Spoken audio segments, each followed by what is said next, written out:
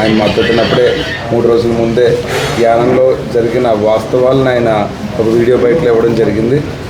ఈరోజు యానం ప్రజలందరికీ కూడా తెలిసిన విషయం ఏంటి అంటే, ఇందాక మీరు అడిగిన ప్రశ్నే, యానం ప్రజలందరికీ కూడా రేజెన్సీ మూసుకునే పాత్రలో ఈయనదున్నట్టు ఒకటి కపటి నాటకం ఆడి ఈరోజు మల్లాడి కృష్ణారావు గారు దాన్ని పబ్బం గడుపుకున్నారు.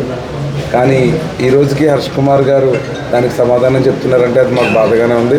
ఎందుకంటే మేము వచ్చిన తర్వాత ఒక శాసనసభ్యుడు అయిన తర్వాత ఇంటర్నల్గా ప్రతిదీ కూడా మాకు తెలుసు. ఈరోజు ఒకటే విషయం ఏంటి అంటే, అప్పుడెప్పుడో మూసుకుపోయిన దాన్ని 10 ఏళ్ల క్రితం దాన్ని పక్కన పెడితే ఈ 5 ఏళ్లలో ఆయన సుమారు 30 నుంచి 50 కోట్లు పెట్టుబడి పెట్టి జేఎన్ఆర్ గారు మళ్ళీ ఓపెన్ చేసి 300 మంది ఎంప్లాయ్మెంట్స్ తీసుకుంటే దాన్ని క్లోజ్ చేసింది మాజీ మంత్రి మల్లాడి కృష్ణారావు. మరి ఇక్కడే కనబడిపోతుంది. అతని మీద నెపం వేయకుండా దాన్ని ఎలాంటి పెద్దలపైన రుద్ది అప్పుడున్న పాత్రికేయ మిత్రుల ద్వారా అని, అప్పుడున్న కొంతమంది ఇతనికి జైకొట్టే నాయకుల ద్వారా అని ప్రోపగండా చేసి దీన్ని ప్రజల్లోకి ఒక విషయంలాగా, ఒక వైరస్ లాగా పంపడం జరిగింది. ఈరోజున్న పరిస్థితి మటుకు ప్రజలందరూ కూడా గమనించారు.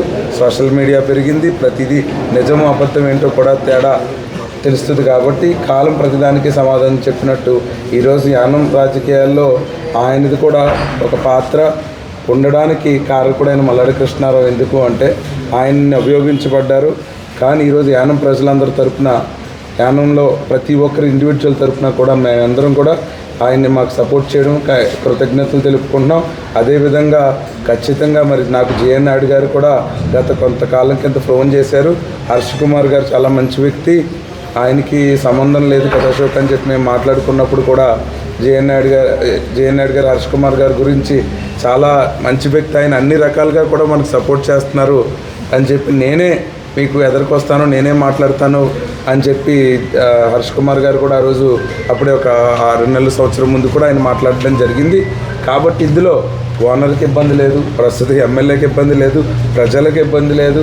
ఖచ్చితంగా ఎవరికైనా కూడా ఏజెన్సీ ఫ్యాక్టరీ ఓపెన్ అయితే direct and indirect business develop అవుతాయి.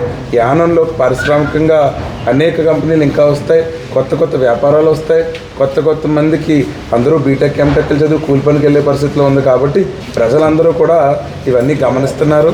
ఎప్పుడో ఆడిన కపట నాటకాలు ఇంకా ఎప్పుడో 15 ఏళ్ళు 20 సంవత్సరాల క్రితం అటువంటి వాటిని ఇప్పటికీ అవి ఇంకా జరగవు.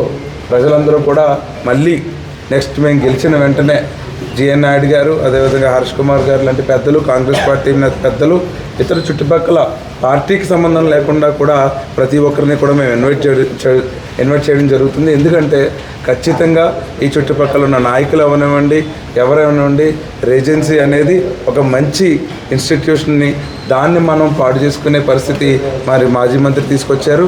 రేపొద్దున్న ప్రతి ఒక్కరూ యానమే కాకుండా చుట్టుపక్కల ప్రాంతాల వాళ్ళకు కూడా ఇది అనేక రకంగా ఉపయోగం ఉంటుంది. కాబట్టి ఓపెన్ అయిన వెంటనే మాత్రం మేము ఫస్ట్ 3 to 6 months లోపల జేఎన్ఆర్ గారు రివోక్ చేస్తానన్నారు. అదే కాకుండా మరి ఈరోజు మాకు తిరుకోట ఆదిమూర్తి గారు కాంగ్రెస్ నుంచి సుమారు అప్పుడే ఎంపీ ఎలక్షన్ దగ్గర నుంచి కష్టపడుతూ ఉన్నారు. దానికి ఎటువంటి ఇది ఉన్నా కూడా కేవలం ఏంటి అంటే దినేష్ గారి పొరపాటు కూడా ఇందులో లేదనే చెప్తాను నేను. ఎందుకంటే ఆయన పార్టీని సీట్ తెచ్చుకోవడం వరకు ఎంత నిజమో, కానీ కొన్ని ఇంటర్నల్ టెక్నికల్ ఇష్యూస్ ఉంటాయి ఖచ్చితంగా. ఎందుకంటే ముందు మనం కొట్టాల్సిన వ్యక్తి వేరు, మనం సాధించాల్సిన పరిస్థితులు వేరు. కాబట్టి ఇందులో నాకు దినేష్ గారికి మంచి జరగాలి, దినేష్ గారు కూడా ఇతర రాజకీయాల్లోకి రావాలి, మీలాంటి వాళ్ళు కూడా ఎదరకు రావాలని చెప్పి మా అందరికీ కూడా ఉంది.